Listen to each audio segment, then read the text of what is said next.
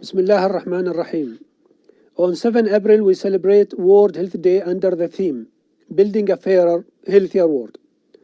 On this occasion, the World Health Organization is calling for urgent action to eliminate health inequities so that everyone can enjoy the healthiest possible life. Health is a fundamental human right. Every person deserves to live a healthy life, regardless of their age, gender, ethnicity, disability, economic situation, or employment. Progress in tackling health disparities has been slow worldwide, including in the East Mediterranean region, where many countries face major emergencies and conflicts, and we have the largest number of forcibly displaced people in the world. The COVID-19 pandemic has further exposed inequities, but it also offers a unique opportunity to promote social justice and equity in health in our region.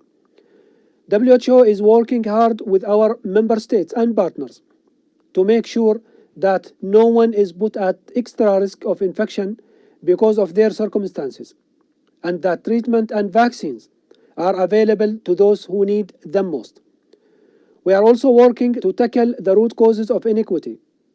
We have just launched the report of the Commission on Social Determinants of Health in the region.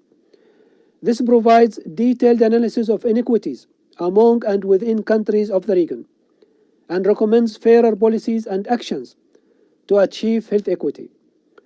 I call on all our partners and stakeholders to take these recommendations forward and ensure that no one is left behind.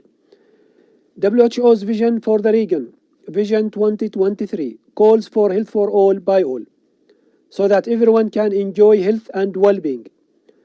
World Health Day 2021 is an opportunity to advance that agenda.